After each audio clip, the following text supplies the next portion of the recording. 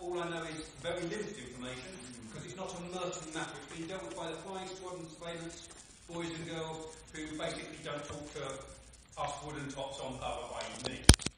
So the story we're getting is fundamentally that the armed officers believe there was a threat and they have shot the guy. Right, okay. Just something I want to put onto you. I've got 2 complaints from 2 residents. They saw... Just clarify which ward you are or who you went to? Consultative. Fine. Yes. While ago they saw issues regarding to concern they have about what was happening in the area. They called the police, and it so happens they gave all the information on, by telephone. But when the police came, instead of going to where she had directed to, they came and knocked on her door. And she was very scared, she said, because of the precaution. And she decided to close her door and not answer to the police officers because she was scared. I'm just wondering, when someone do make a report, especially by telephone, of an incident, an accident they see, which may be a little bit concerning within the area for a certain reason. If that's the procedure that the police go to the person making the complaint, or go to where the issues of concern is. Okay. It depends is the simple answer. Okay. I spent my life doing response work, so I kind of know my way around the response work. So I haven't been in neighbourhoods for more. I've been in neighbourhoods for a year. I've spent most of my 20 stretch doing response work, so dealing with that kind of stuff. Fundamentally, the call comes in and say, there is a problem at this location. We will normally go straight to the location that is identified as where the suspect or the incident is actually happening. But there is also a question of what is actually going on and what do we want to do with it. So if somebody says, I do not want to be spoken to by police, we will generally not go to their house. However, there is a flip side of that. If we cannot go to your house, and you are not willing to give us a statement about what has happened, we have to be very careful about what actions we can take against the nasty people who've done whatever they've done. So, it depends on the setup. Now, I'm not making any judgment calls about, hello, I'm on the mobile. That's rubbish! The gentleman was supposed to come to the meeting, so you want to know where to come. Can I? Yeah. Okay, please go on. Okay, I'll tell you what, I'll come back to your answer when you get back, and in the meantime, I will go to the fine gentleman who had his hand up at almost the same time as you. Go! Mr. Dean, Mr. Dean, did you hear? A recent yesterday, I think there was an incident at the student Hayden's Road. That's what we were talking about. Yeah, well, okay, I'm just coming down, sir. Yeah. Yeah, I'm coming down, sir. Now, this is the second time I'm hearing that there is insufficient policing now. Because when you are merging, because I have a little bit knowledge, you have merged all 4 borders into one, Yes. Okay. That's a money cutting exercise, and when you cut exercise, it means it will affect the devastating effect to the community. When devastating effect to the community, the crime rise, and neighborhood watch, this and that services are not very good. Now, question, so as a senior officer, have you ever taken a board to take this thing to Mr. Sadiq Khan, who's in London? Okay. Yes. Do you want to turn the mic off? Otherwise I'm going to get feedback. Okay. Yes, I am very aware.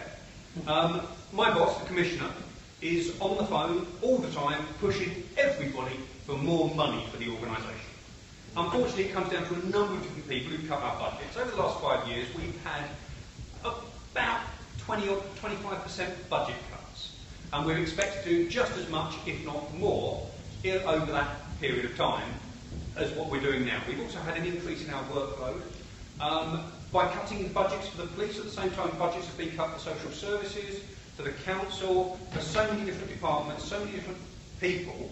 So we then pick up extra work as a result of that. So we're doing more work with less resources. Part of the BCU was about making us a bit more efficient and looking at where we can gain some efficiency.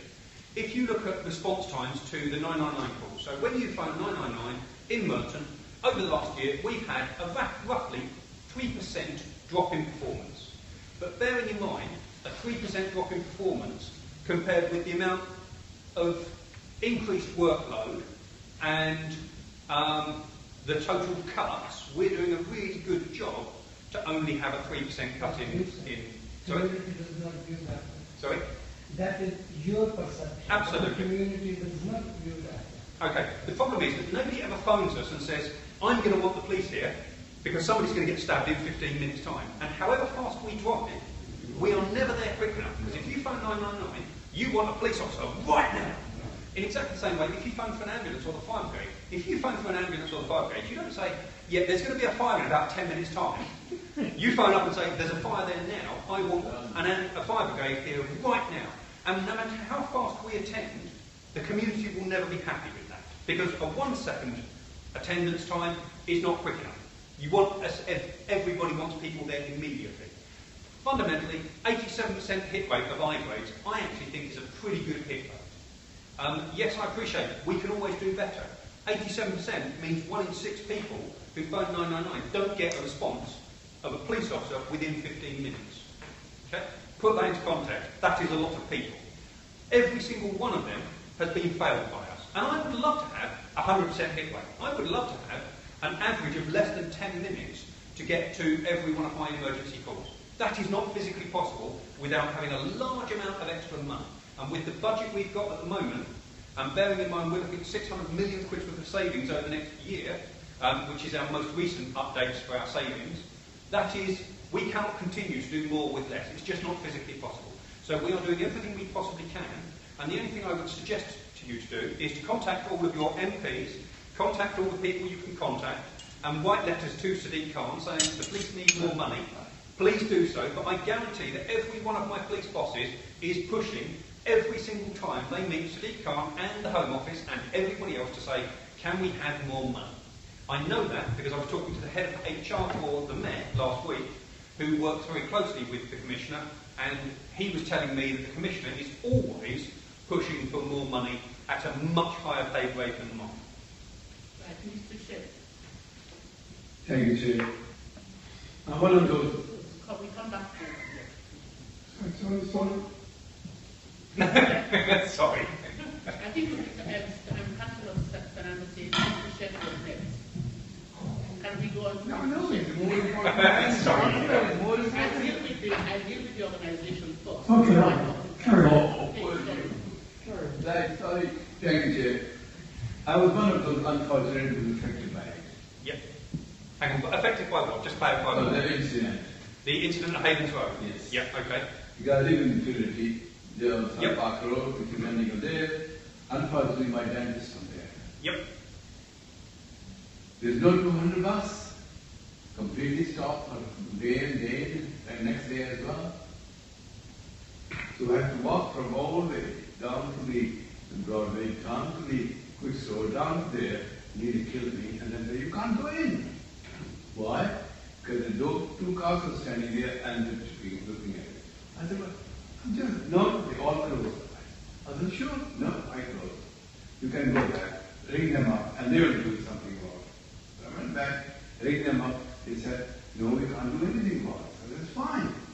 Next day, I said, well, then we come next day, next day, the same thing happened. So I had to walk, because there's no 200. So I walked through from your police station, under there, out there, into Bristol, up there, and reached there. They killed me again. And they said, no, you can't go. I said, I have to go, because it's open now. He said, I know it's open. I said, if you know, then you have to go. It means 10 minutes to convince him that I am going in there, no, nothing else. All I found was two cars standing there. Somebody was doing some type of printing or whatsoever inside with those different overalls in there, white and blue and all that. And I went there. And I was asked, and the dentist said, we will stop completely, the shops were shut and everything was shut. Now, one thing I can't understand, I understand you have to have saved this and that, all that, but why you stop those buses and roads and everything to just do some testing? And not for a day, or not for a half a day, not for 10 minutes or 5 minutes, 2 days. Okay. First of all, I agree with you. A fair chunk of that, okay? because that had a very big impact on us as a borough, because 8 police officers were covering that crime scene, okay, because it was a big crime scene. Part of the reason it was a big crime scene was because we were looking for weapons, okay. Now at one point we thought there might be a gun outstanding. Now, when we're searching for a gun, and there's forensic impacts and forensic issues, we basically just seal the whole lot off and then we did a fingertip search. So I had my search boys and girls out on their knees doing a fingertip search in certain parts, looking for anything, and that means something as absolutely tiny in certain areas. So we had to recover the firearms casings from the police officers who shot the person. We're looking for a gun. We're looking for any possible evidence relating to the cash-in-transit robbery. We're looking for any tiny amount of evidence that would link anything back to and help to support that case. So yes, I agree with you. We had a big scene. Yes, I am aware it was very impactful for the public and for the community, not just for yourself, but for everybody. And also the number of people who were upset with the traffic, because by closing that bit of Haylands Road, which is quite a main road, there was and all the side roads were absolute chaos. I am very aware of that. I was personally down the scene myself on Tuesday morning, looking at how big a crime scene it was and whether we could reduce it. We reduce it as quickly as we possibly can. That's all I can say is, whenever we have a crime scene, we are always looking to reduce it as quickly as we possibly can because we are aware of the community impact. Unfortunately, in order to make sure we get best evidence, because what I wouldn't want to do is we do a fantastic job, but we say, oh yes, all right, we'll leave the crime scene because there's a few people who are going to get upset by it, no disrespect to yourself, and the community who can't drive up and down that road, at which point we potentially could have lost a firearm that might have been still outstanding, and we don't know where that is. Well, I don't want that to get into somebody's hands if we've got a firearm outstanding. And I also don't want those 2 suspects to get away, because if I put them up in front of a phenomenally good magistrate, if I put them up in front of a magistrate without the best possible evidence, good magistrates throw the case out. Okay? Now, I don't want those 2 nasty suspects who've just done a cash-in-transit robbery to get away, and in order to give the best possible chance of getting a conviction at court and put them away for a good long time, is to seal that road off for however long is necessary, then I will continue to do so in order to get the best possible evidence. What I will say about the buses is that whenever we close the road, we can inform Gold Badge, which is the kind of coded word for what the bus's guru type person is, and we say to the Gold Badge, right, we're closing this road, and Gold Badge will normally try and reroute the buses as close as possible to the route they were originally on. I appreciate that may not be possible in this case because they will look to diversions, but unfortunately with all the side roads, which are very heavy, you can't put a double-decker bus down some of those side roads. It's bad enough driving a car down, let alone a double-decker bus. I wouldn't want to do that. Either way, we do try and minimise the impact on the community as much as we can. We try and close the crime scene as quickly as we can, or try and reduce it as quickly as we can. But we were doing a fingertip search, which is why you will see photos in the news and the mail of police officers on their knees, basically doing that. That's what we call a fingertip search, and that was quite a big fingertip search, and it needed our specialist search teams to do it. So that's the reason why we had the impact. Yes, I am sorry that the community is impacted on that, but the reason is to give the best possible evidence. Otherwise, nasty magistrates throw the case out. Done. Okay. Thank you for that. What's what you answered surrounding the question I was going to ask? Sorry, I'm a bit deaf. Yeah, most of what you said, I've covered the question that I was going to ask. Fine. But one thing is, we joined up, is it 4 boroughs? Yep. And at that rate, we cut the number of police within each Cut the borough. number of police. We Increase the number of police. Increase the number of response team officers. Well, what happened is that you see less police on the wards Okay. now as it is, because you see what I'm concerned about is the fact that if Morden is a good borough which don't have a lot of crime, and Wandsworth is one which has a lot of crime, then you're going to get police taken away from within Merton to deal with crime over in Wandsworth, and therefore we're going to then have crime rising within the borough. There wasn't any crime. Why do you say that way round? Why don't you think that on the flip side of that Wandsworth at the moment has a stack of officers and they can come over and help us out? Yeah. Yeah, that's what's one way of putting it. But if we haven't got the crime that they've got, then we won't need it, really. Right, the simple version is, that's not happening at the moment. I am working phenomenally hard to make sure that doesn't happen, because I don't care about Merton. I don't care about the rest of the BCU. I know my bosses tell me I've got to worry about Wandsworth and Twickenham and Kingston. I don't care about them. I only care about and only worry about Merton. Merton is all that I worry about. Thank you. Now, I appreciate, I obviously have to have an awareness of the bosses and what goes on in the rest of the BCU, but I care about Merton. That's my job. What I will say is, since the BCU and after the BCU, there are still 2 PCs and a PCSO on every single ward. Okay? At the moment on Pollards, you have got PCs Turner and Stonehouse, plus the lovely JJ. So you at the moment have got 2 PCs and a PCSO, and before the BCU merger, you had 2 PCs and a PCSO. Pollards. No, Oh, sorry. You see, I'm one of the boroughs, which has got one of the... Lower Morden. So you've got Scott, Ellen, and Dell. Thank you. Scott, Ellen, and Dell. So you used to have 2 PCs and a PCSO, and at the moment you've got 2 PCs and a PCSO. I used to see Derek quite regularly. I wasn't accepting everything. Derek has had some issues with being off sick for a bit, but fundamentally he is on duty, he is working, and Scott and Ellen are both working phenomenally hard and do a lot of patrolling and alarms. So now that Derek is off, there's someone else that's been... No, because he's, he's now back. He is back as well. I'm sure he's back. But unfortunately, nobody ever sees their police officers. None of you. I always see mine. Well done. Because I was a specialist. I make sure. So you see them. I find them. Most people don't see their own ward PCs. They just don't. No matter what they do. Yeah, we go on to Councillor Abadani. I think, can you keep the questions to the statistics if you on paper?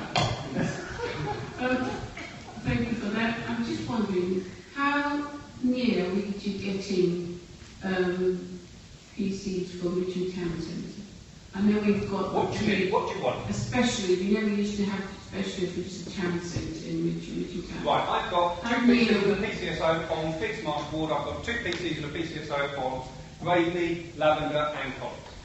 I know we've got them, but we used to have one just for Fitzmarsh. We're trying to... And you've got 2 PCs and a PCSO who are just for Fitzmarsh? No, it's just for the town centre. You can't have extra. You've got what you've got. I'm allowed to have 2 PCs and a PCSO on every single ward, and I continue to do that, and I don't get anybody above that. That's the simple version. But we need to work hard to get some more for the town. Please feel free to contact the council and Mopac and say, hey, please can the police have some more money? That's something the council can do. You can be lobbying your MP or the other people and get them to lobby and say, the police need more money, and with more money we will consider where we can deploy them, and we will try and deploy them, and I will continue to fight for as many people as I can get on Merton Borough. You continue your question. Okay, I just want to ask a question. Sorry, I know my voice is giving out, but okay. What has happened to this police special constable? I noticed we haven't got as many as we used to do. Right.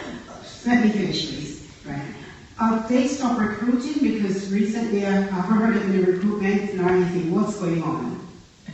Okay. We've gone through, recently, in the last year, we've gone through our specials and looked at those of them who aren't actually doing enough hours.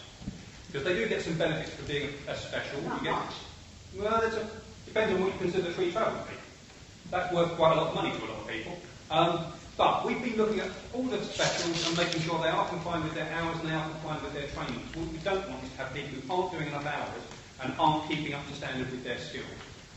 So we have looked at how we can make best use of our specials. We have got a decent number of them across Merton, and we use them in various ways. Most of the time the specials are working in Wimbledon or Mitcham town centres, and often with the response teams. Plus we have them out for big things like, we had them out for Winter Wonderland, we had them a load of specials out for things like the remembrance stuff. So we use the specials whenever we can through a variety of different roles. They are out and about, but obviously it's not easy to identify them at range because you've only got a tiny little less on their shoulder. So yes, we have got them out. I can't give you an exact number of them, but we do keep having specials, and we do want to keep specials going as well as we can. Okay. Right. Before you go on, oh, sorry, sorry. Sorry, just one final question. So you talked earlier about how there's specialisms. Did you, just want to make sure I understand it right, does that mean that each ward has different No, specialisms? every ward is part of the neighbourhood work. Mm-hmm. Okay, so on every single ward I've got 2 PCs and a PCSO, which is what I'm allowed, the absolute maximum. The specialisations, they are neighbourhood specialists, so they are part of the neighbourhood strand, so 5 different strands: neighbourhoods, safeguarding, CID, response, and HQ.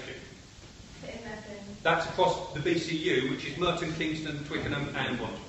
So in Merton we have specialists across all the... So we have the safeguarding strand, who work across the BCU, so the safeguarding officers, so the safeguarding missing person team, don't care about just Merton. They are the safeguarding and missing person team for Wandsworth, Kingston, Twickenham, and Merton.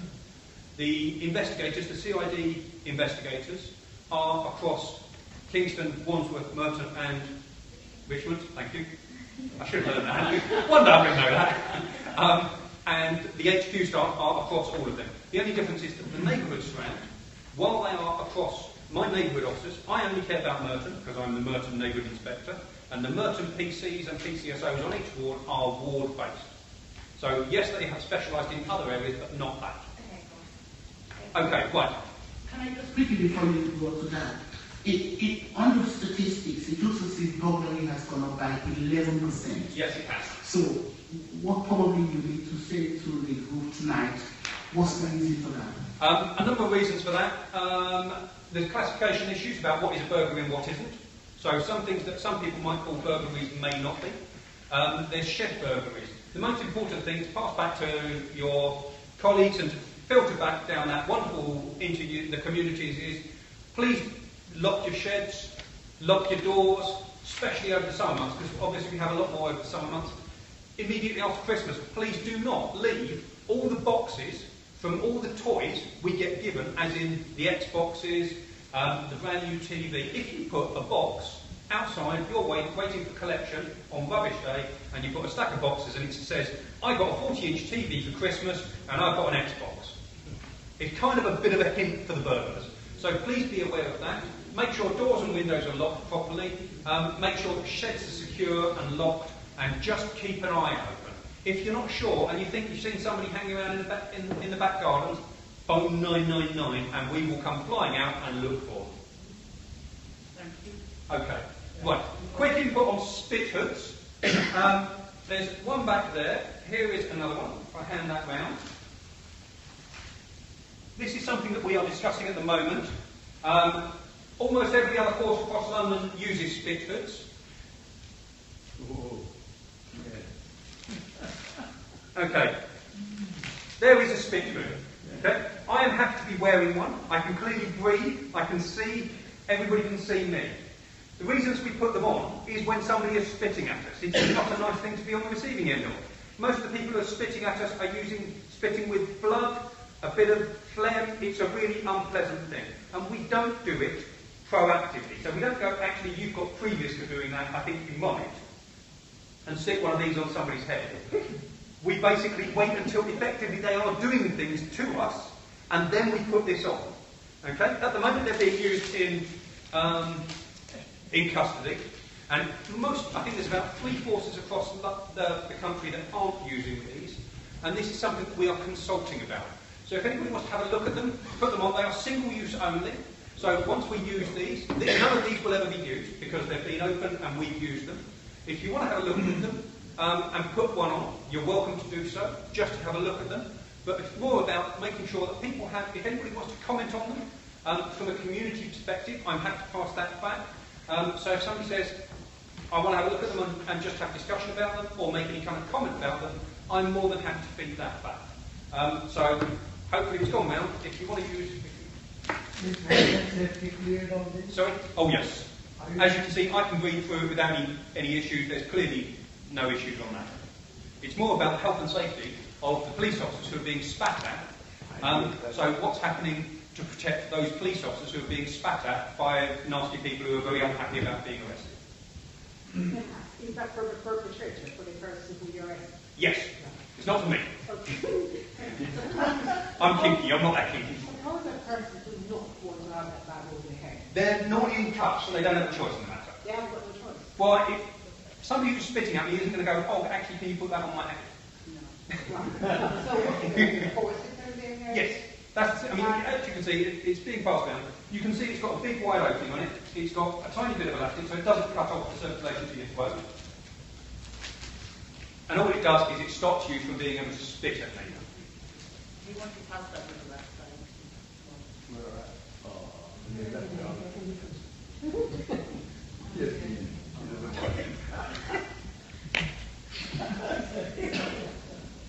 Oh, no, so it's no question. Yes. Any questions? Oh. Okay, well, yeah. I'm just asking when the officers apply that to children as well. There's no minimum age limit on it, so it is intended not to be used for children, but we are not going to say, actually, I'm not going to put it on any 17-year-old, 16-year-old, and we're not putting a minimum age limit on that. But what we will say is that we have to consider our use of force. It is a use of force, and we do have to record the fact that we used it, and we have to justify it. So it's not like we're going to just put one onto a 5-year-old. I certainly hope not. But I'm not going to say it's not going to be put on children, because what you define as a child and what other people may define as a child, a 17-year-old who is causing a lot of problems and is 6'2" and built like a brick outhouse and is causing me aggro and spitting at me, is probably going to be in play. But it is likely to be recorded on body-worn video. It is likely to be only after they've started doing stuff. So, unfortunately, there is no minimum age for it, but we do have to justify it in each individual case and say, we have used it on somebody who is X age, and we have to justify that use of force. Okay, Councillor. I mean, what if you use on somebody who's claustrophobic? It's net. At the end of the day, if you don't... Okay, the better question is, what protection should police officers have for being against being spat at with blood and phlegm when they're arresting somebody who's unhappy about being arrested? Issue, but you have to consider. Yep, and it has been considered. I know there's criticism. When somebody's claustrophobic, it causes more damage to that person, and therefore to you have to get. And we will consider that in every situation. If somebody calms down a bit, then we'll consider taking it off. But what I will say is that this is something that the police officers are on the receiving end of some quite nasty stuff, and this is something that will give us a bit of protection. When somebody has started spitting at us and when somebody is doing stuff to us. I'm very anti-spitting, but I would like you to take it back about in case somebody's claustrophobic. Okay, I will happily pass that back. Yeah, not a problem. I will feed that one back. Yep. Thank you. Just in the context of your question about using this for children, so this is a consultation at the moment, and as the Director of Children's Schools and Families here, I've put a question into the system as part of the consultation about the health and safety assessment of them, because if there's no minimum age for their applicability to children, I need to be reassured that their health and safety testing has gone down as far as any age that they're likely to be used, and that they wouldn't be used on a child in an age group where that hasn't been tested. So that's a question that I put into the consultation, and I'm waiting for put it in. I'm waiting for a full response, but I wanted to reassure colleagues around the chamber that as the Director of Children's Schools and Families, I've made that request. If somebody is excessive abusive, would the punishment will be there again? You can put it this way. If somebody is excessive abusive. Bit shouting now, I don't care. No. Oh, sorry. Okay. He's swearing at you and he's saying anything and blind at you. Will you put him? But this happened in you. Well, that's not something I would do, and I would have to justify that. And the question would be whether they're shouting. Police officer, yeah. We didn't say that. He was. You see, the thing is, I know that you are going to an extreme, but at the end of the day, you are looking after yourself at the expense of the community. But this is a very rewarding work. I acknowledge it as, civilized person. But sometimes the children, they cannot control their anger. As a result, you cannot punish them then and there. That is a big punishment. Because this is polypropylene. The amount of abuse I take on the streets of people shouting, swearing, and all manner of nasty things being said to me, water off a duck's back. Don't care at all. Swear and shout at me as much as you like. I don't care. That's certainly not going to change how I deal with somebody. If somebody's spitting at me, if different ballpark. And if somebody's punching at me, again, different ballpark. But that's certainly not going to be a justification for that. Because once I've got somebody in cuffs, effectively the only time I can put that on is when somebody's already in cuffs. It's nigh on impossible otherwise. Okay? Because you ain't going to do that if I'm not going to be putting that on somebody who's not in cuffs. I'd be very, very surprised and very, very concerned if anybody is. So I certainly wouldn't be doing so myself. Because if somebody's being violent and aggressive, then they can be in cuffs. If somebody's being calm, I'm not going to put them in cuffs, at which point there's no way I can justify putting that on. Or I certainly don't feel I can. Sorry, just going back to the original question. The reason I asked it is that we're taking into account children who have the HCP. Can you use your mic?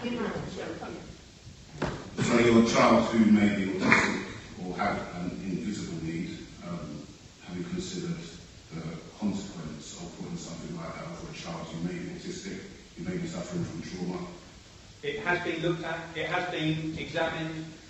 Fundamentally, this is not intended for that situation. This is more intended for people who are high on drugs and are being aggressive and violent. How would you identify that? How would you identify the 17-year-old you described as a statement for special educational need? How would you identify this as an I'm going to treat use or not? each individual case and look at each individual case and the situation, the circumstance I've got in front of me. But a better question would be, how can you guarantee that that person with special educational needs won't cause me injury by spitting at me and causing me to have TB or any other diseases that could be passed by spitting? So we understand the care needed in your profession. Yep. But as a child who is vulnerable and may have a history that could be traumatic, yep. This could trigger. Unfortunately, so I'm just asking the question, yep. Has it been considered? Yes. That's a very clear yes. The amount of consultation that's been done on this across the whole of the country, that has very carefully been looked at, all the impacts, and each individual case will be treated as an individual. It is not intended that this is for use with children. So it is intended for use with adults, but it has been considered. Right, so can I ask the question, how will you identify the 17-year-old you described who has a special need? I will treat each individual case. This could be very traumatic for. How will you identify that child? I'm going to take each individual case, look at it, and look at the circumstances. And if I'm feeling I'm a threat because somebody who's in cuffs is being spitting at me, I will consider its use. But I will not be able to go, actually, you've got special care need, or whatever. I will not look at what needs to be. I will treat each individual case, and I have to justify that use of force in the way that I have to justify handcuffing somebody. And again, somebody who's got special needs doesn't want to be handcuffed, and that is very traumatic. Somebody who has special needs, being put into a cell by a load of police officers is extremely traumatic. For somebody who's claustrophobic, being treated by the police and being dealt with by the police is very traumatic for an awful lot of people. Unfortunately, we don't have the luxury of being able to spend as much time, because the time when we're being called is when there is a crisis and we have to make decisions based on what we've got in front of us. But all I can say is that I always try and take use the minimum possible amount of force. I will consider using, if we get authorised to use this, I will consider using it on any individual, but I always have to justify my use of force in exactly the same way that I have to justify my use of handcuffs and any other use of force that I deem, i.e. CS spray, taser, or even shouting and grabbing hold of somebody, all of which can be extremely traumatic to everybody. Unfortunately, this is just another weapon for us to be able to use to look after ourselves, to help each other, and to prevent injury. And it also means that people aren't using any alternatives which people have used in the past with different kind of facial masks, or covering people's heads, or holding their heads down on the floor for longer periods of time than are necessary. If they've got spit hood on, we can stand them up more quickly and more easily and get them to calm down a bit faster, rather than if they're spitting, we've got to hold them on the floor and then hold them face down so that they can't spit at us before we put them into a van. So every case will be treated individually. They're not intended for use against children. They are intended for use against adults only after somebody is doing things to us. Right, thank you. I think we've had a very good debate on this. Thank you very much, Mr. Whitehead. Does that mean I can run away and go home? Yes, thank you very much. Right, I think we move on now to agenda item number 6, recruiting Black Asian minority ethnic staff. We have considered figures. We should consider the figures that we produce. Well, I did ask. I did say. I'm sorry. I was putting my hand out. Well, it's a bit late now. A quick one. I will not ask you to talk to me for 2 hours, but just a quick one. It is usually things when it goes up, and people say it's from police. For a long time I'm mixing with them. Oh, it's being reported, more reported. That's why it is. But in this case, it's not. This thing you produced to us is 6% gone up in everything, 3, 4, 5%. What are you doing about it? What is exactly going to happen to those people who suffer with it? Okay. Every person who is in any of those numbers is an individual, and we will try and treat everybody as an individual, and we will try and investigate every single case as an individual and provide appropriate support in each individual case. We don't treat them and go, oh, you're just a number. We try and treat people as an individual. So every single person who's in that crime list will have an investigator who will start looking at what the investigation can be done. However, if you look at a number of different crimes and incidents, some of which don't have a suspect, it's what we refer to as incidents of different types. Might be somebody shouting something in the street where we don't know who the suspect is, and there's very little amount of stuff we can actually do to deal with it. It may have been reported a week later. There are a number of different things that are in our reporting categories. All I can say is that we look at every individual case, we look at the crime, if there's a crime that's being committed, or every individual incident, and look for any trends, any repeat offenders, anything that we could do to deal with it, and we look into the needs and the wishes of the victim and say, well, what do you want done about that? And we will then look at each individual case. So I'm not going to say we're going to make those numbers go better. I'm not going to say that the numbers are going to go up or down. I'd also point out that the numbers we're talking about are frequently statistically insignificant or statistically extremely low, so you can't take somebody go, if we have 4 crimes one year and then 6 crimes the next year, that's not a 50% increase in the amount of problems in an area, and vice versa. If there's 6 crimes this year and 3 crimes next year, I'm not going to say we halve all forms of crime, because the numbers aren't quite high enough to be able to take trends effectively. So an increase or a decrease, we will take each individual case, we will look at each individual case, and we will consider each individual situation. I'm not going to be able to say, yes, we are going to increase or decrease any of those numbers this year, next year, or last year. Thank you. I think next time we will have to pick to the agenda and ask questions on the statistics, because that's what we're here to do. Thank you. We'll move on to agenda item number 6, recruiting Black, Asian, minority, ethnic staff by senior officer roles in Organisational Wardell, recruiting director of children's schools and families, and Kim Brown. Thank you very much. Head of Organisation HR Strategy Planning. Thank you. Thank you. So this is a very short paper, and I hope it's an easy read for colleagues around the chamber. It's been a requested item asking us to look at the extent to which the leadership of this organisation reflected the community that we serve, and also reflected the composition of our staff at all other levels of the organisation. What you'll see from the data is that it shows that our leadership, that's the top 5% of earners within the council, is markedly less diverse than this community and the wider workforce in the council, and it shows that therefore we're not getting significant advancement for aspiring Black and minority leaders within the workforce. The data also shows that in terms of recruitment and selection, a proportionate share of the applicants are being shortlisted for senior roles in the council, but are not being appointed as part of the process. And that should give cause for concern, I would expect, to everyone in this room, and it certainly does to me. I chair the council's internal equalities group, and I'm also senior responsible officer for the leadership development programme for the council's workforce. So this was independently raised at the equalities group, and I've taken it into the leadership work stream for the workforce strategy. So you'll see 2.7 onwards the actions that the council is proposing to take in response to this deficit.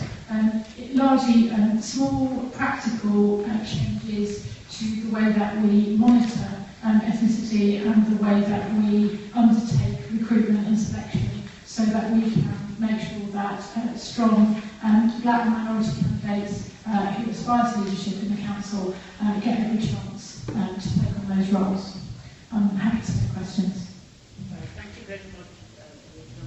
Any questions? Councillor Atikina? Yes. This is an ongoing thing really with me about not having enough BME staff members at the top. I don't think it shows very good on Merton. What are we trying to do to get them? I think it's also in schools, you don't have a lot of them as heads. I've been banging on about this for quite a few years. I think we need to do something to make it, not make it look, but to do something to improve. Because we've got quite a bit of ethnic minority in the community, as you said, and we've got no representative for people to see that you can actually build up. I know it's not an issue to just Merton, but we've got to concentrate on Merton. We can't just concentrate on other boroughs have got it. They've got the same issue. We're not other boroughs, we've got to concentrate on our own borough. Yeah, I would agree. These figures in the report reflect the council's internal workforce, so it doesn't cover the school workforce. If the JCC would like us to bring back information about the school's workforce, I'm happy to do that.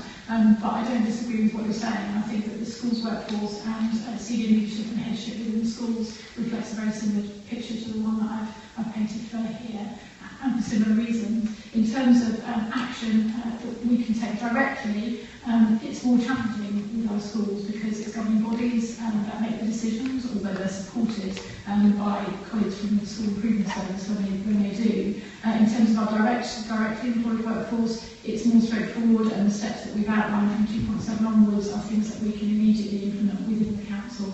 I mean, what we see, it's a bit like what Inspector Whitehead was saying about small numbers leading to really big fluctuations in the proportions.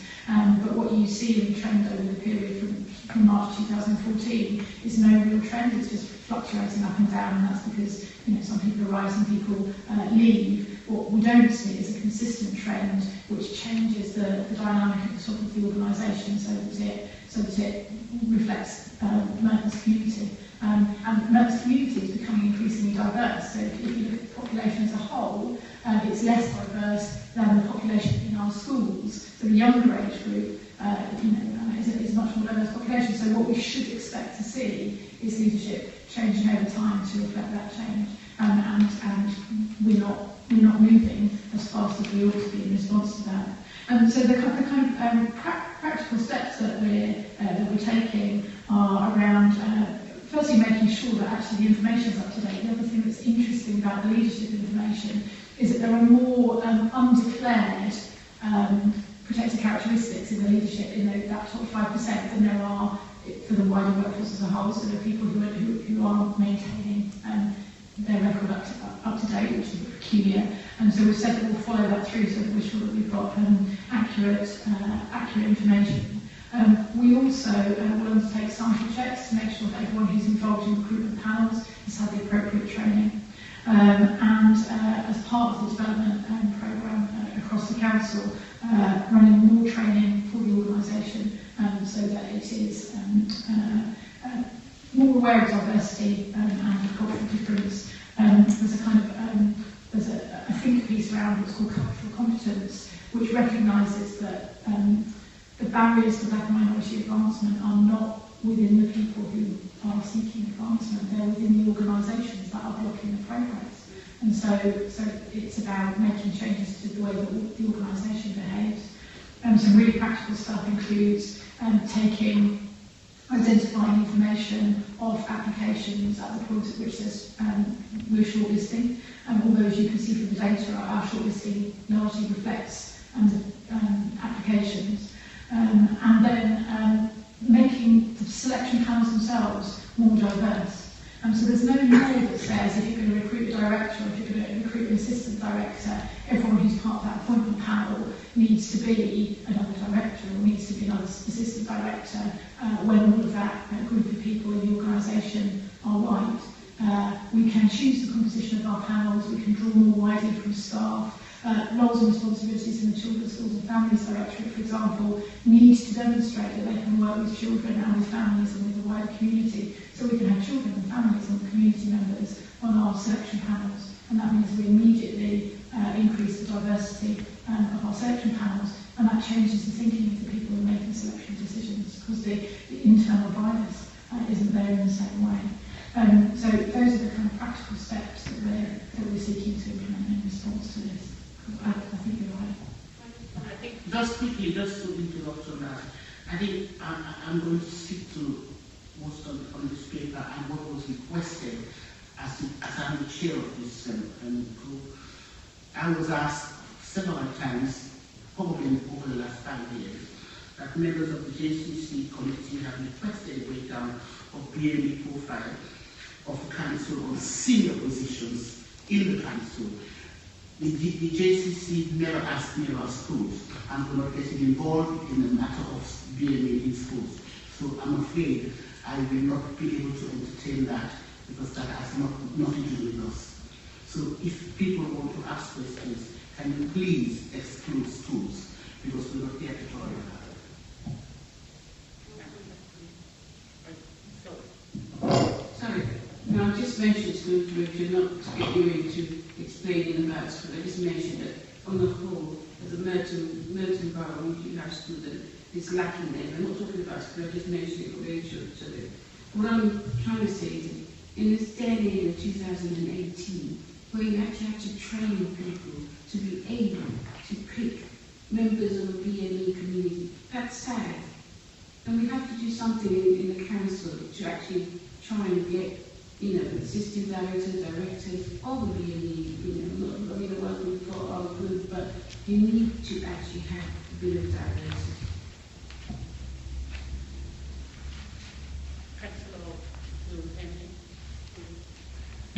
If I hear right, when you talk about lack in cultural competence. Can you just explain what do you mean by that, please? So smarter people than me have thought about how organisations behave and understand diversity both in the populations they serve and in their workforce.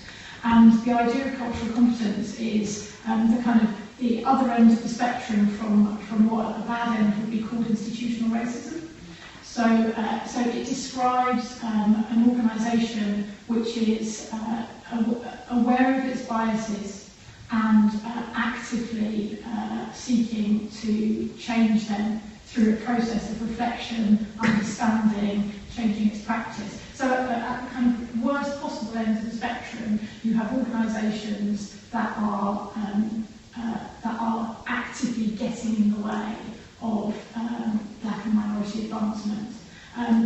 What's more common or more usual in modern organisations is that people have a lot of internal bias that they're unaware of, and that plays out in their decision making, but there's not sufficient reflection, thought, attention paid to it. So an organisation that's culturally competent has done work on itself to recognise that those impediments exist and get in the way of good applicants. Not necessarily because people set out to block advancement, but because people are failing to recognise their own internal biases. So when we talk about lack of cultural competence, it's that. It's not subjecting the organisation to the kind of scrutiny it needs to understand whether there are any kind of unspoken, undeclared blockers or biases in the way that people are selecting. And there must be some, because otherwise we would have a more diverse leadership cohort than we do. So now that you are within our service, and what are you personally going to do to ensure that we within the Merton Council change the behaviour that's happening now? So the initial actions are those that appear in this paper from 2.7 onwards. So there's a set of practical actions which we've agreed to take. And so I've taken those proposals to the corporate management team, and those have been agreed. So that's some practical changes. The other thing that has been agreed in principle is the work that I've described about cultural competence, which is a training programme for staff. And more widely and practically in my own service, I work runs a programme called the Black and Asian Leadership Initiative, which is specifically targeted at workers in the children's schools and families sector, but is actually designed to facilitate that advancement. And it's actually from that organisation that the Cultural Competence Programme has come. So I'm bringing that with me to Merton, and it's part of my personal commitment to the Equalities Agenda and to the Leadership Programme and the Workforce Strategy to start to make these changes. So that's what I'm doing. Before I leave Mr. Sheikh, can I just welcome Mr. Musu from the Somalian Community Organisation. We are on agenda item number 6, dealing with the recruiting of Black and Asian minorities, senior level people, okay? Mr. Sheikh. Thank you, Chair. I must thank the Director coming herself to come and explain which to us. Very thankful for that. But I don't want the standard to go down. From the very beginning, from 40, 45 of that, we fought for it, saying, if a person is not right for the job, don't take him. Because he is black, take him, no. Whether he is yellow, take it, no.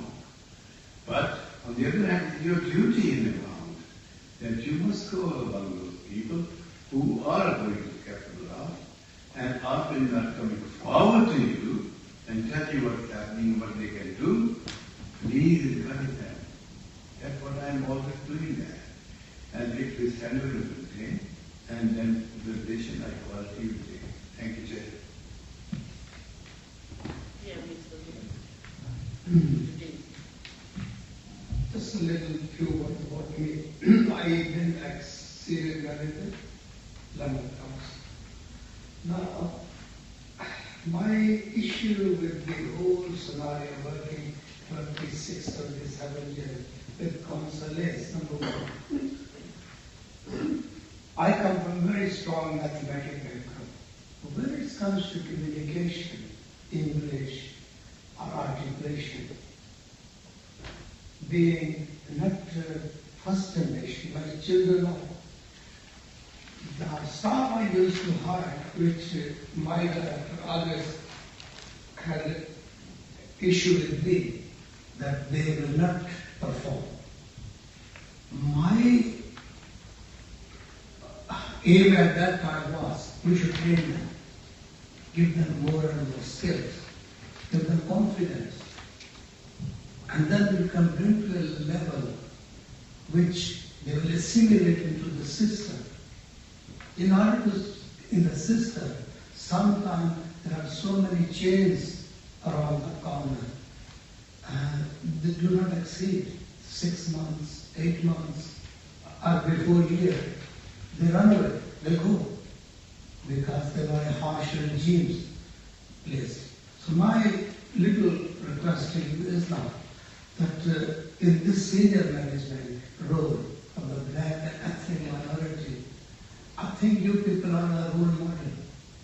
When somebody comes from my community, now they're second, third generation, you try to gauge their passion, gauge them according to the need of the work. And I'm hope that we will become more better community. That's my only observation. Thank you. I think, can I just say for Hannah, let me take Hannah first. Yes, I was just going to ask you about this cultural competence program that you're thinking of starting. What is it going to be composed of, and who's going to deliver this training? That's what we need to do some further work to explore. But I can, if the chair is willing, I can share the information behind the programme with members of the JCT, so that rather than kind of explaining more detail, but it starts from a self-assessment of the organisation against the principles I was describing. So organisational awareness of our own institutional behaviours, and then once you've identified where you are in that self-assessment and how the organisation, so it's not about how individuals behave, it's about how the organisation behaves when it's kind of operating as an organisation, the steps that you then need to take to change that practice, and the training programme follows. So the starting point is with self-assessment. So as I said, there's been some agreement in principle to consider that, not yet a firm commitment to do it, but that's the piece of work that I'm trying to take forward. I'm very permission to show a link to that document, and then you've got full detail. I just want to add that quite a lot of people who get into the system don't stay in the system. And that's the main problem. Some people do get in, but it's, as you say, it's the institution that creates that problem why people can't stay. So what you say is quite right, that the institution needs to change. But that also you have to deal with the individual prejudices of people. And this is really important, that people can appear to be understanding and to have inculcated what they have learned, but the prejudices are still there, and that's what's hindering the development of our people. I would agree, and I think that's what the information about cultural competence shows. I mean, there are people who are prejudiced and who enjoy their prejudices and revel in their prejudices. I don't think those are the people who are running this organisation. But as you go through kind of degrees of bias, you encounter people, and that may include people in this room, who have internal biases that we don't understand, and they certainly includes me. And you know, there are good ways of testing that actually to find out what your kind of internal biases are and exposing some of that. And we all need to be open to the possibility that that's true of us, and that's how we change organisations. I think, thank you for the report. I think one of the things that the council has failed to do over the last, since I became a councillor, which I've noticed, is that I come from a background from a trade union for many years, and one of the things that trade union does is they withhold the name of the candidates until the listing is completed, which I think this council has failed to do for many years. Because once you do that, because I interviewed people for over 20 years at my work of employment, and when I was doing the shortlisting, I didn't see the names of people. We only did it by numbers, and the council has done nothing over the years to do that. And I'm pleased that it is now in this document under, I think, 2.12, and 2.11, and also the council is introducing a diversity panel representation, which I'm not too sure, I'm not too familiar with the diversity representation when you do your interviews, because that will make a great impact in terms of choosing the right candidate. So in a way, I'm delighted, but I think it just took so long for this to be done in terms of us, making sure that the equality issue is addressed.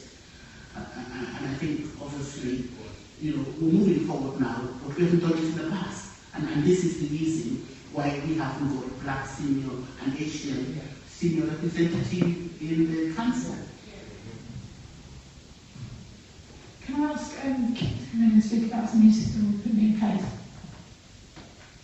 So when we talk about senior managers, what we're talking about is MGC and above, so for the management grade. And what we've been doing is actually scrutinising all appointments at that level, because that's where the senior management grade begins. So you've got a range of grades that go right up to directorship, up to corporate management team. In recent times, the other challenges that we have as a local authority is that the amount of change that we have at the senior management level has not been, if I say fruitful, because if someone's in a senior management role, they will stay there for long periods of time.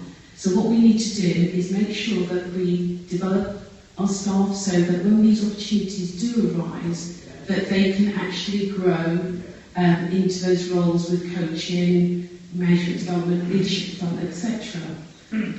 When we go out to recruit for senior managers, we speak to the recruiters. I personally speak to the recruiters because we've had Rachael's position, we've had Hannah's position, and at the moment we have 2 AD positions that we're working to fill.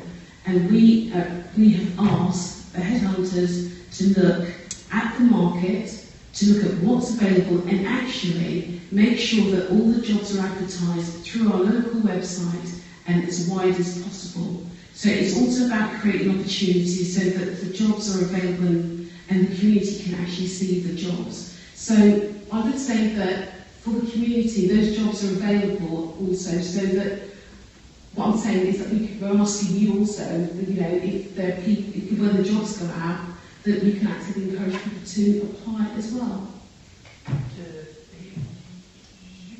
Yeah, well, can I just come back to just a similar question? If you have somebody in a position who is from a black and ethnic minority background, and that person, let's say that person has been substituting in a senior position for a long period of time, and then obviously somebody who was the actual, you know, who was the actual person who was doing the job was leaving, is consideration given to that person who was substituting for many years in terms of the ethnicity?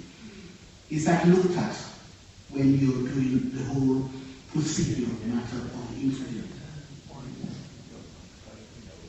If someone's in an acting up position or a secondment position, when the post becomes permanent, the rules are that you have to open it up. The opportunity needs to be externally advertised. What I would say is that we need to ensure that our processes are robust, fair and transparent.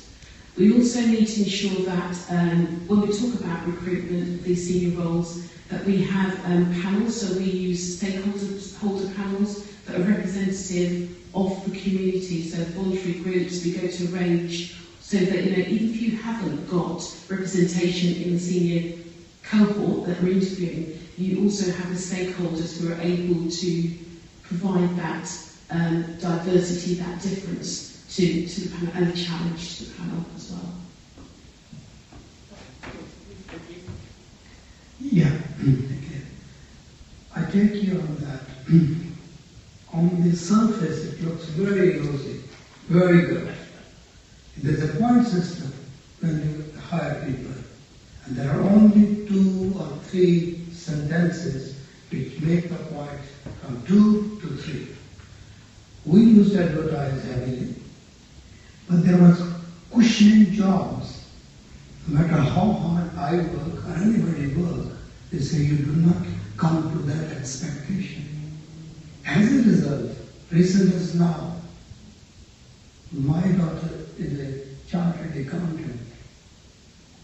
She gone through the system while its other person is only certified, not qualified yet. But she says, you haven't achieved those 2 points. As a result, we are going to offer this job to them. Papa, what is the system? I said, that's how the RIT works. To me, it's called indirect discrimination, not direct, indirect.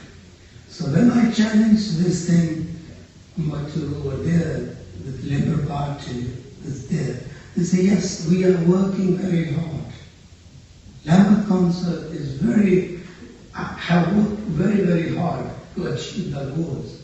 But again, suddenly, especially in Merton, a lot to be desired to be achieved to that standard. This is my opinion. I may be wrong, 100%.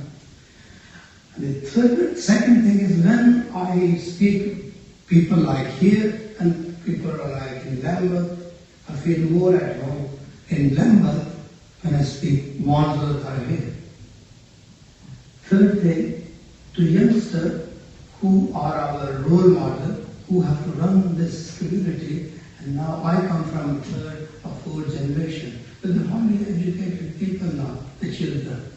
When they try to assimilate into the community, especially organization as such, they're finding it very difficult. And I am taking about all the sentiments of the community to your board, to you. So we have to revise. We go 2 steps forward, again 3 steps back. So that's my point. Senior management, you prepare them, as lady said, the development lead, yes. Oh, how long we go? No, it doesn't get them. They don't get it. Peter, they will get it. George, they will get it. He's Ali, he's Muhammad, he will get it too. Don't worry, it takes time. Thank you.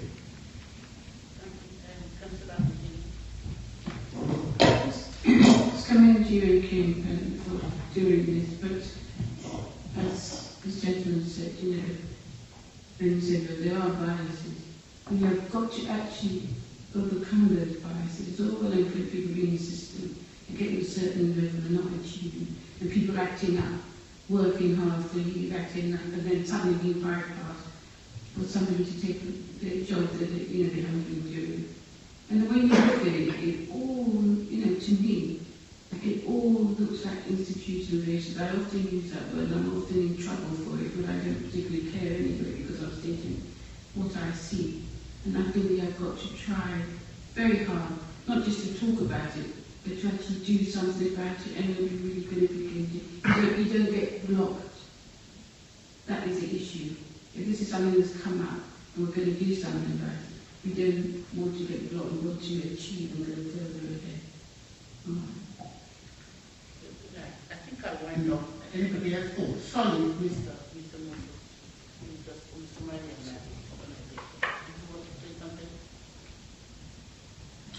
Good evening. First of all, I'm really sorry to come late. I was engaged with other meetings, and I'm really sorry for that. Thank you for all coming. I want to ask the recruitment side of the one sitting here. I have been living here over 15 years now in Merton and working for the Somali community. And I'm not aware of any Somali working in the council. I think in 2016 or 16, I sent a letter to the council asking, according to the Freedom of Information Act, if any Somali, ethnically Somali is working in the council anywhere. I think they're not applying. Do we know any Somalis working in the council? Anyone working in the council? There are so many people living here from the Somali community. Thank you very much. Thank you. Do you want to answer that? When we look at the demographics, it's not broken down by Somalian, etc. It's the categories are based on the census data. So I couldn't confidently sit here and tell you how many Somalian workers we have within our 1,783 employees that are directly employed by us. However, what I could say is that you will have a category of African, Black Caribbean, Black other, etc. So the demographics will show you that we do have, Black Africans, Black Caribbean, Black other, but it does not go that far down to say you're from Somalia or Kenyan or anything like that at this point in time. So I won't be able to respond, but I do I confidently think or know that we do have Somalian workers, but I cannot say to you how many, and that's the reason why. It's not a category. Yeah. I think that's normally the procedure. It's usually Black African, Black British, obviously, it's not specified exactly like. I think we have to also look down to the ethnicity as well, because if a large community living in Merton are exclusively missing in the table, in many ways, then that has to be prioritized, as BMI is being prioritized, PME has also prioritized it. And that has to be also looked into and given priorities in certain areas. I'm not asking anyone to employ anybody out of the street, but if some people are qualified and they apply for the jobs, then maybe if they're Somali, then I think it has to be given a fair chance of representing their community in the council. Thank you. Okay, thank you very much. Well, I think we've had a good discussion. There are two recommendations here, which states A and B, to note the profile of the senior workforce council and to note and agree actions to ensure the council is as representative as possible amongst the senior manager workforce. Are those two recommendations agreed? Okay. Right. Thank you very much, Rachael and Kim, for the report and we're very grateful that there's going to be some improvement, and we hope that this will entice, more people from Asian and black background to have senior positions in the council. Thank you.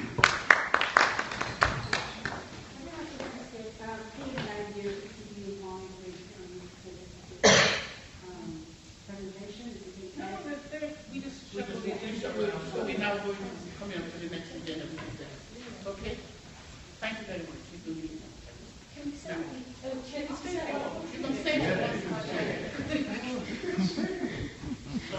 I'm not letting you go. Usually when people do their presentation, they normally want to go. I think the children's schools and family will be interested in the next agenda. Right. I'm sorry to have put your agenda that course. It was supposed to be agenda item number 4, but we're now going to ask you to do the Youth 24 project. Okay, Jason Fagan. Hi, my name is Carl Samuels. Speaking on behalf of Youth 24. Firstly, apologies for being late. Trying to get across the has been a nightmare today. And thankfully, thank you for inviting us into your meeting today. We're new to Merton Borough. We will be working out of Pollard's Hill Community Centre. I think we'll be there just after Christmas.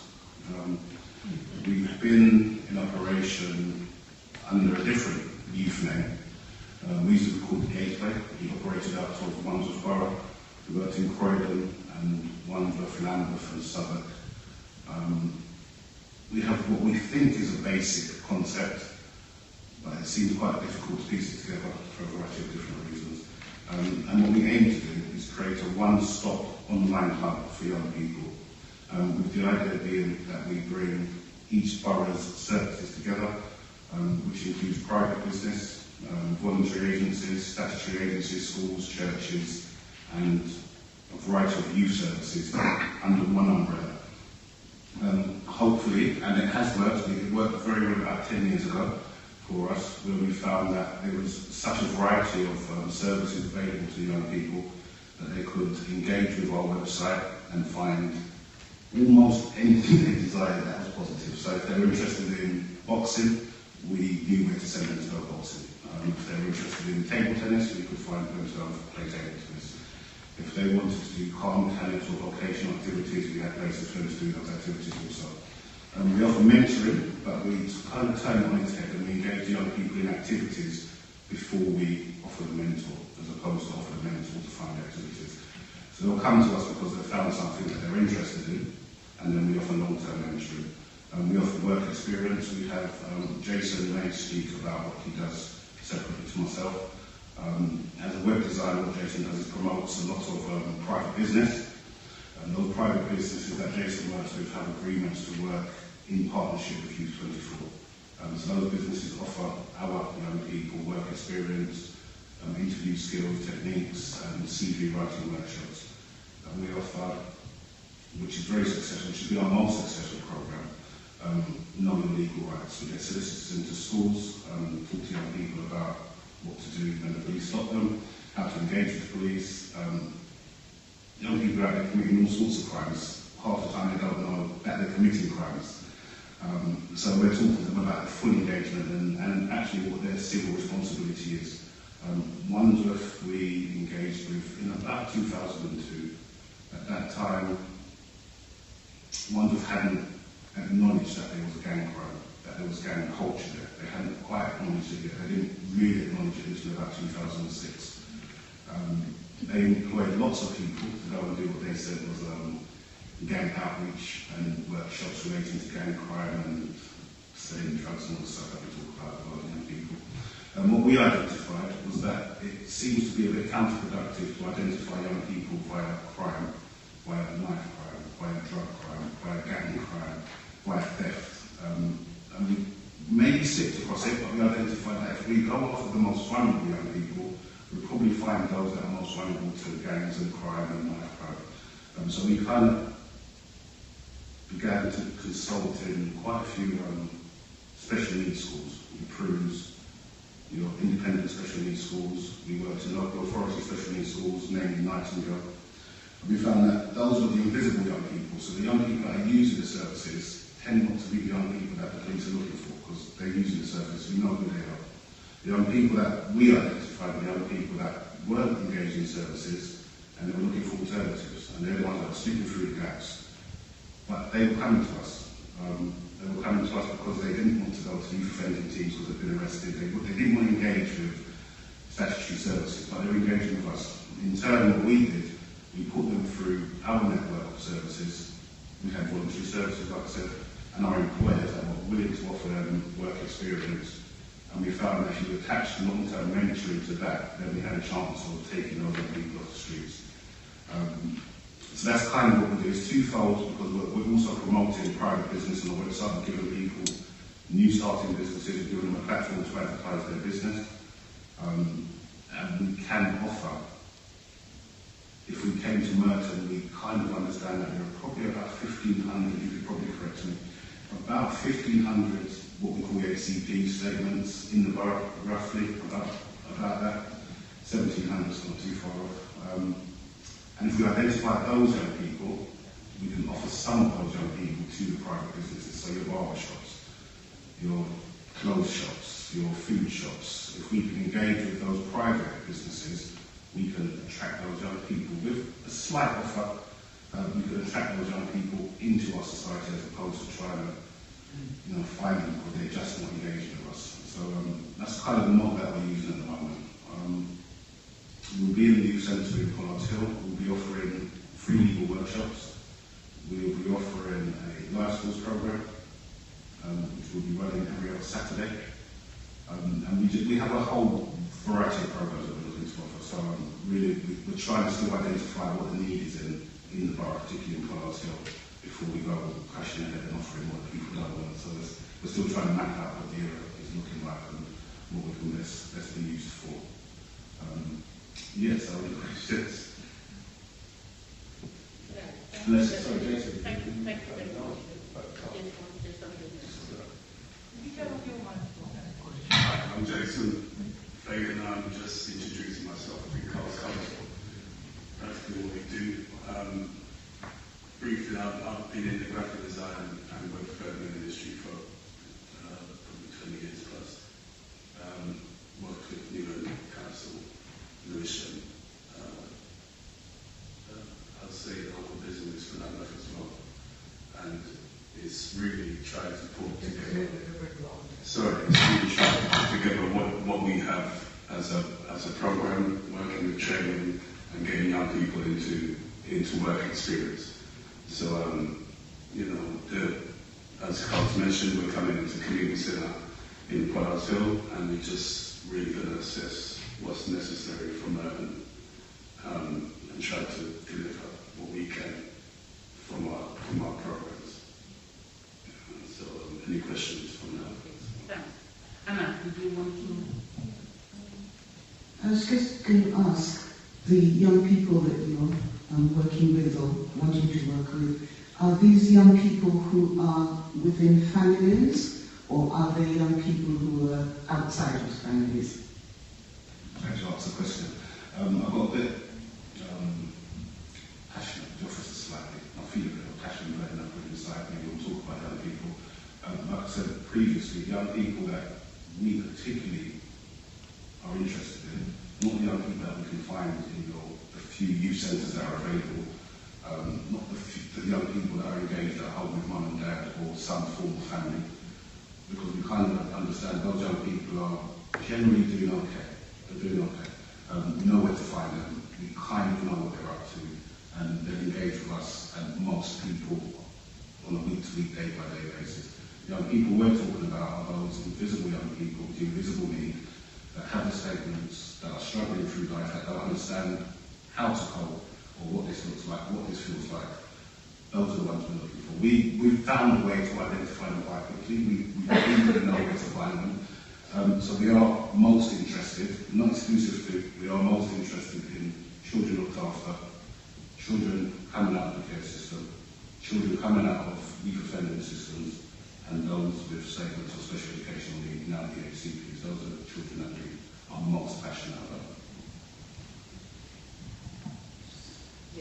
Yeah, the reason I'm asking is that quite a lot of the problems that young people seem to come against is the fact that they're outside of their families and they're finding an alternative family. Would you see yourself as taking on that role? You, as a practitioner, you would say no. As a human being, you have to. It just comes as part of the course, it goes with territory. I'm going to become somebody's uncle, somebody's brother, somebody's granddad, maybe not, somebody's dad, and not because that's not what you're trying to do, that's not what you're trying to become, but that's what you're going to represent for a young person who's displaced, disenfranchised, not engaged. It's just going to happen.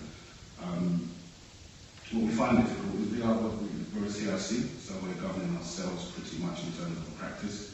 Fortunately, we have a lot of experience, so when we're recruiting people, we are looking for those that do have empathy, that are showing great role modeling. And we believe we know what we're looking for. We're open to suggestion and investment in terms of personal investment and experience. But yes, we will fill those roles without trying to become that. Can I just ask you, the council has a guy called Jason Young. He is a gang worker employee, and he was at the AGM of the neighborhood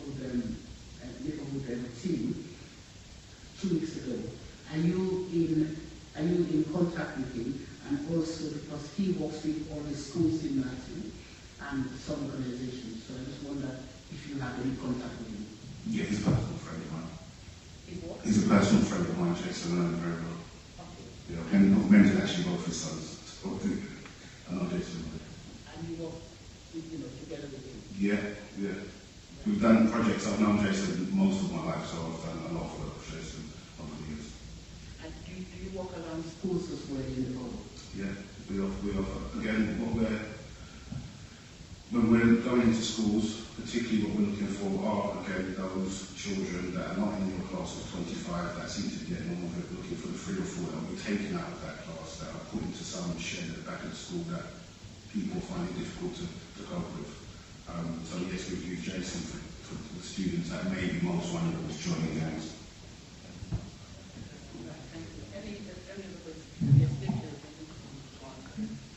So I think it would be really useful if we had a conversation. I would be doing my own services a real disservice if I didn't say that Merton has been fortunate enough to preserve some terrific work with our young people. There are some representatives of those services in the room, and I think I need to kind of speak out loud and say that we've got some great stuff going on. I would always say that there's room for more, because I think we've just got a huge cohort of young people who, whatever I can get for them, I want to get. So what I wouldn't want to see is kind of stepping on each other's toes, duplication. So there's real scope for additionality here. I just think we need to have a good conversation about what's already happening and then what would be kind of the cherry on the icing on the cake. So let's talk. Any further questions? Yes, Councillor. It's not a question, it's just, I would like to just thank both Jason and Carl for coming this evening. When I met them, both of them last year, and noticed the good work they have been doing within different boroughs, I decided that it's somebody that we want to talk to. But not only that, it's a good opportunity to invite them here so they could express and talk about the things that they're doing. And as you all know, we've been quite good work in Merton where our children are concerned, because our Ofsted report is, I would have to say, #1, and we want the best for our children, so if we can get people to come in and help us more, I think it's something that we need to honour. So, just want to say thank you both, and I hope everyone will acknowledge what you said tonight, and the opportunity you will be working with the young people in Palarsdale. As we all know, Palarsdale is one of the areas that is striving, because it was down about 5 years ago, but it's coming up now, and all the support we can get will be happy and appreciated, because as a councillor in Forest Hill, I would love to see the best for my ward, and thank you very much. Thank you very much for your presentation. It's always good to hear that there's something out there that can work alongside what's actually going on in Merton. Because the fact that you know the cohorts that you're looking for, and they're the ones that I feel you need to pick up before they fall in the gap. So thank you, and hopefully, if you do come in and you start working, you keep us informed at what's happening. I do know Jason Young has a lot of good work, and he's his sister for you. So, if you do work together, just keep us informed as to what's happening. As Rachel said, she's going to be chatting to us all informed and where we are and where we're going.